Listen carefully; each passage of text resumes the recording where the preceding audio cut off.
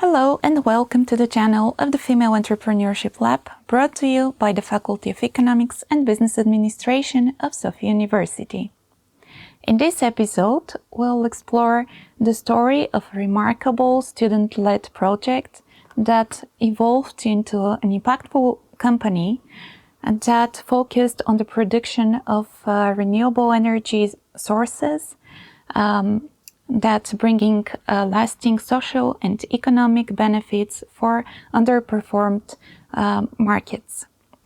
Despite its success, the company faced challenges from the market that turned into its closure. It is my pleasure to introduce Katrin Adelmann. While being a student at University of Ulm in Germany, Katrin found Fosera, an innovative company for solar solutions for rural electrification in Africa, that for its 13 years of operation provided clean energy access to over 3 million people.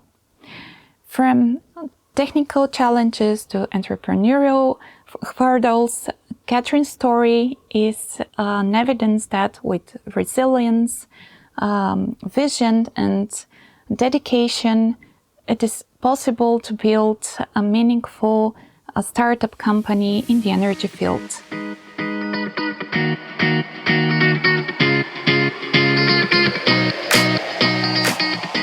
Katrin, thank you very much for accepting our invitation. It is a pleasure to have you here and discuss with you your journey, the challenges that you have faced, and the lessons that you have learned along the way. Could you start by sharing a bit more about yourself, your personal journey? How did you ended up working with renewable energy and founding your own company?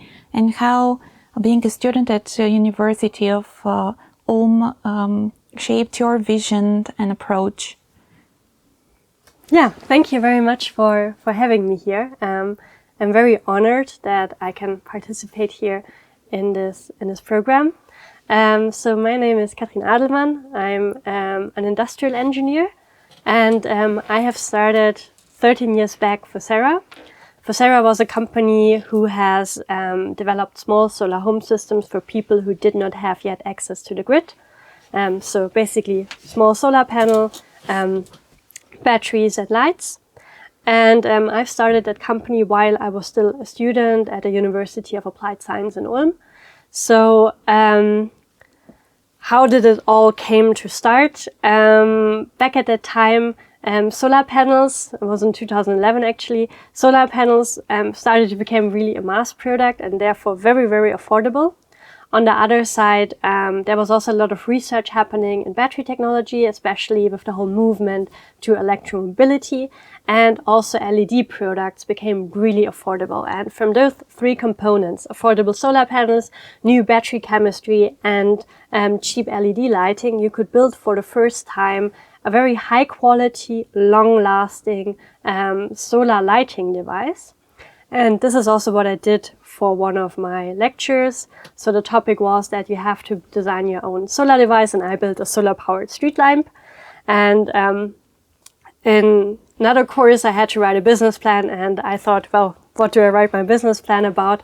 And instead of making something totally new up, I decided, let's look at my solar-powered street light. The business plan turned out to be pretty good. So my professor encouraged me to participate in a business plan competition where I also won the second prize. And that was then a moment where my father, who has started himself several solar companies, already said, hey, why don't you make like a real company out of that? And as I said in the beginning, it was very much about solar lighting. But then when we decided that we wanted to make it as a real company, it was like the question, where's the biggest potential? And since there are a lot of regulations in Germany when it comes to public lighting, you need to have like certain looks and really a lot of regulations. We wanted to market that for the global south, where there is no street lighting at all. And so we could offer this device very affordable. We quickly realized that there was actually an even bigger need for lighting in homes. And this is how we did more or less like the switch from public lighting to private home lighting. Fosera started as student-led project, but was there a particular breakthrough that made you believe in your company's potential? I think it already was very clear from the beginning that there is like a market of 700 million people who don't have access to electricity. So there's just like a huge market need. And as you said, it really started as a student project, so was something which was planned to do aside while studying.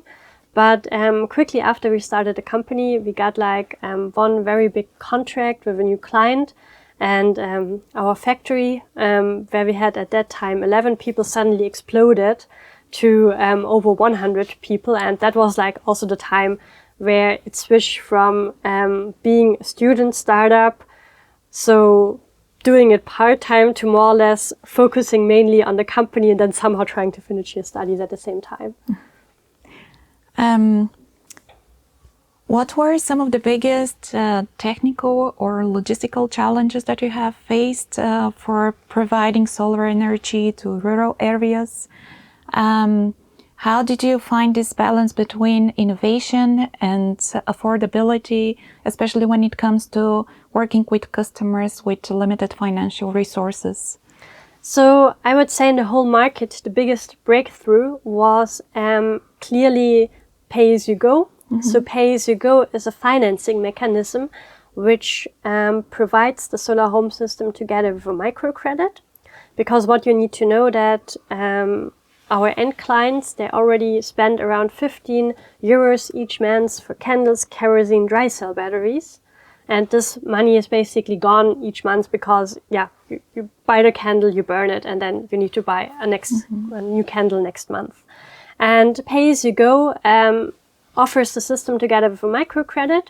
So instead of burning that money, you invest it into your credit, and after a very short time, you actually own the system. And from a technical perspective, the solar home system has, for that purpose, a chip included, which detects how much time is gone and then unlocks the system. And then you need to make like the next install payment. You get like a code which you type into the system, and then it unlocks for another period of time.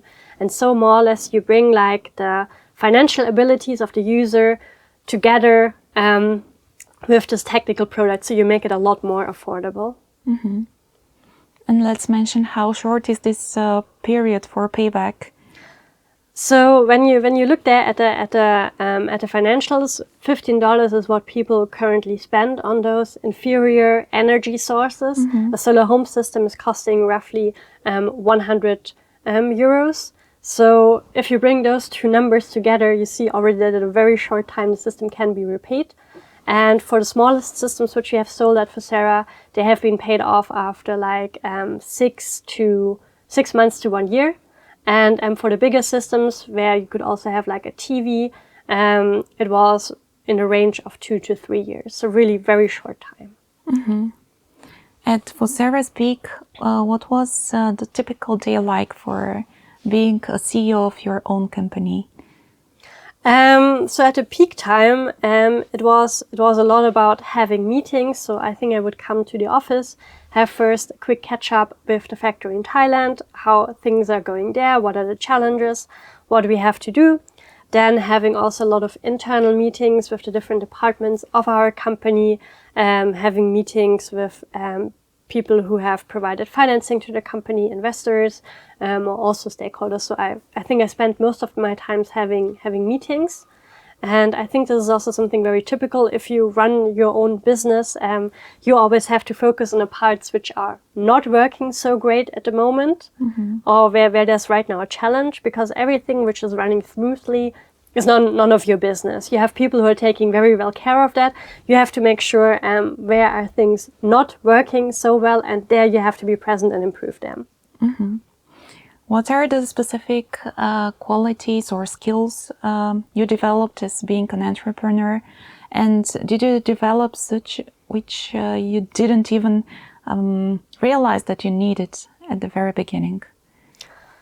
So starting your own company you have an incredibly steep learning curve. So there are so many skills which you don't have at the beginning, and you're confronted with a lot of challenges, but you can all manage to overcome them. So I would say in the beginning, don't be afraid of all what will come to you. You're definitely jumping into the cold water, but you're also learning how to swim. So it's definitely a great learning experience. And I think the skills which you really need is you need to have some organization skills. You need to organize your own work, but also like the work in the company, that this is all getting structured.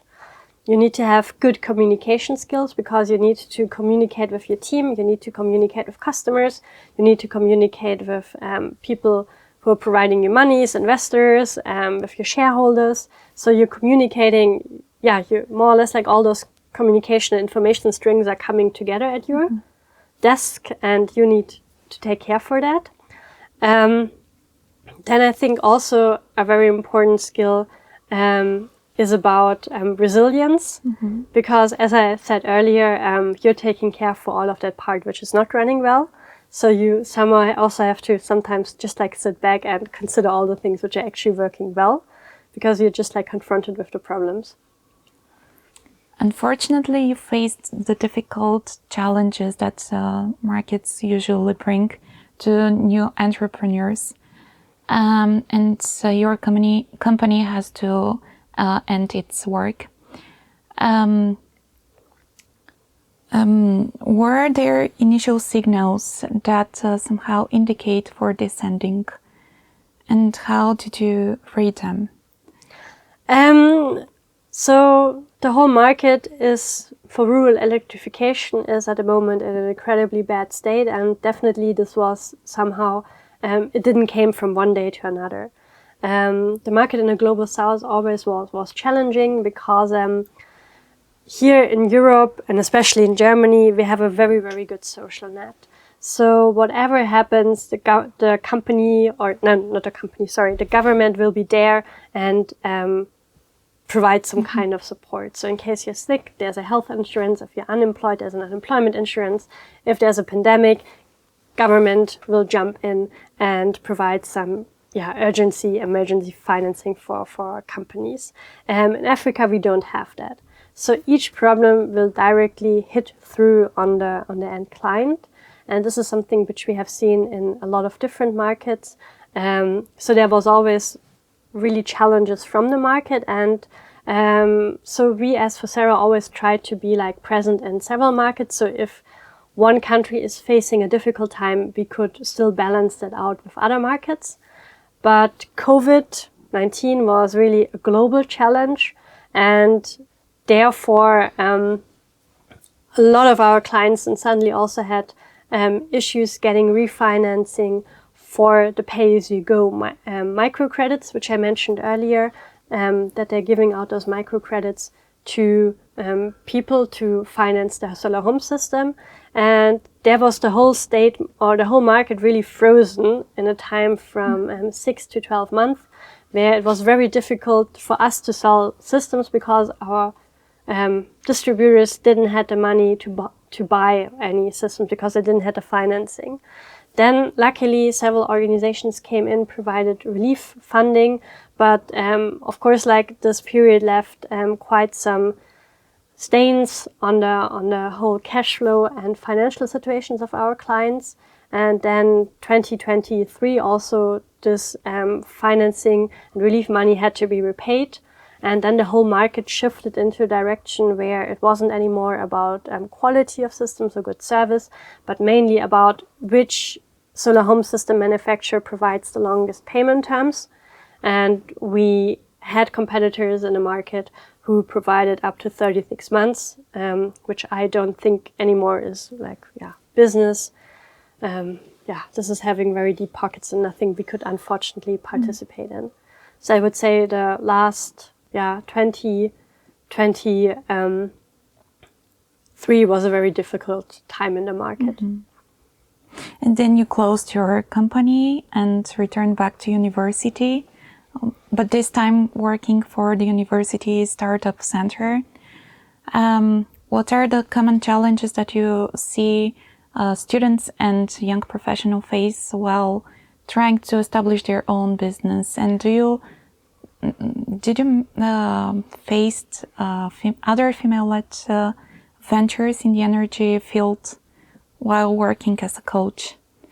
So when working with the Startup Center at the university, it's mainly young young entrepreneurs, current students coming and having already an idea which they would like to market.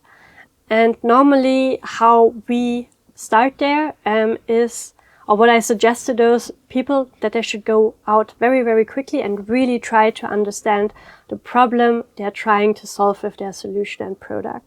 So, because if you go out, if you start talking to users, of potential users of your product, and really understanding what is their core need and their core challenge which you're trying to solve, it's a lot easier to then put the rest of your business plan together. So, in the beginning, it's not about like too much how could you improve your idea or anything, but really understanding the basic need, the basic problem which you're trying to solve with your solutions. And once you really went out, you have to do interview with clients, you have to talk with other people in the market, go out there, test it, talk to them, and get a deep understanding. And then once you understood that need, then you can see how do you want to adjust your business idea, your product, and then it's also like a lot easier for the other parts of your business model to come in. So how do I want to reach those clients? How do I want to do the marketing? Because you really understood how your client is thinking in the end. Very often they are also young students which are saying, yeah, actually I would like to start a company, but I don't have the idea yet. And I think there are two different ways of looking into starting a company. So one way is you are maybe an engineer yourself and you have developed some kind of product which you want to market.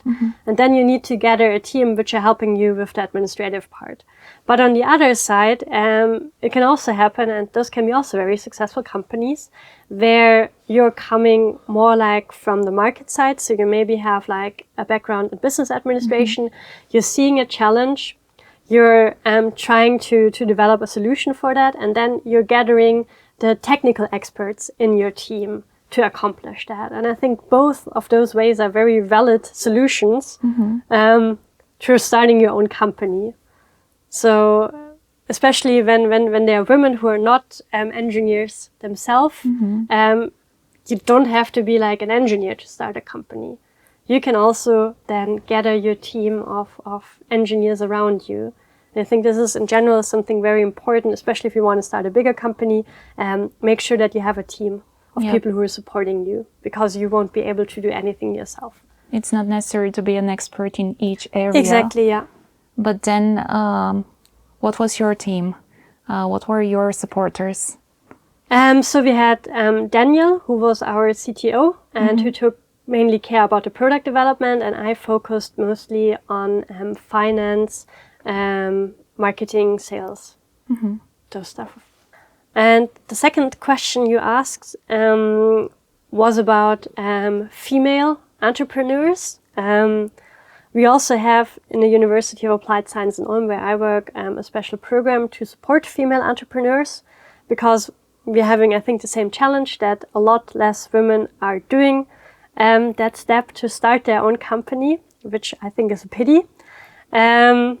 Also, because if you talk to women, very generally speaking, on average, men can be also motivated just by the money of starting a company, but women are very often very motivated by the impact.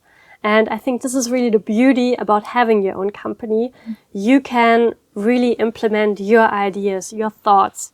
You see something which is not going well, which is not the way how you think, or when you think something could be done better, you can really implement that. Of course, like in your own team, in your own company, you can really set the business culture, you can improve the processes, and you don't have to ask in several hierarchy steps for approval. You're the boss, you're implementing that. And on the other side, also when you see challenges in society, or in environmental challenges in the energy sector, if you're starting your own company, you're actively working to improve that challenge. And I think this is very, very rewarding.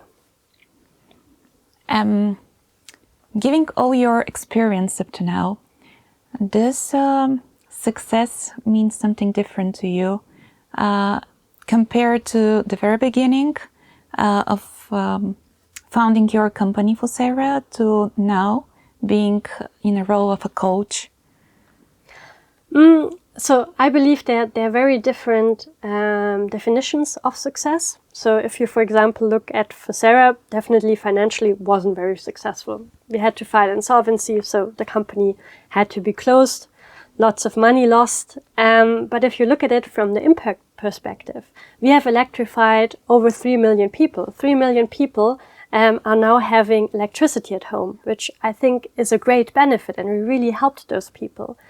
And so I don't think that you should define success only financially. Of course, like in the end, your business model somehow has to be also financially sustainable to be able to operate on the long run. But from that perspective, I wouldn't say that financial success is the only success. And there's also a study which I recently read about the happiness of, the success of different graduates from university. So some of them followed a corporate career and some others went to an entrepreneurial career. And if you look at them after 5 years again, the ones who followed the corporate career have been financially more successful. But the one who followed their entrepreneurial career have been the ones who are more satisfied and happier with their life. So I think this is also definitely a dimension you have to consider.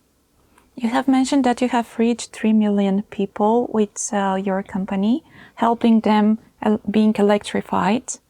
But was there a milestone or a particular partnership that helped you to reach this scale? Did you follow a strict model? We had on our way a lot of great partners where it really was a lot of fun working with them, especially on our investor side. We had great people investing in our company who have been very much aligned with our goals and our vision for the company, which was really great and a lot of fun to work with those people. On the milestone side, of course, we always had a business plan and we always had some goals we wanted to achieve.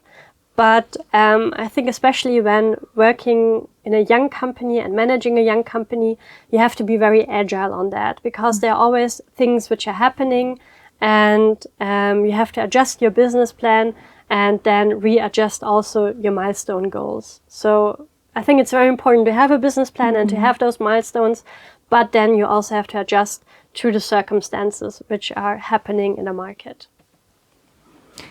What messages would you wish to bring your story to future entrepreneurs and especially for young women who want to venture into male-dominated environment like energy and tech?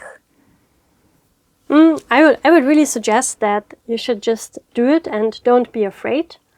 And I think this is also a very female characteristic that women are a lot more afraid of, I can't do that, I don't have the skills. No, just try it. You're strong, you can do it. And especially as a startup, there's so many things which you don't know in the beginning, definitely, but you will learn and you will learn very quickly. So I think this is a great experience and I would really encourage everybody to do that and to follow that step as well. Thank you very much, Catherine. Thank you.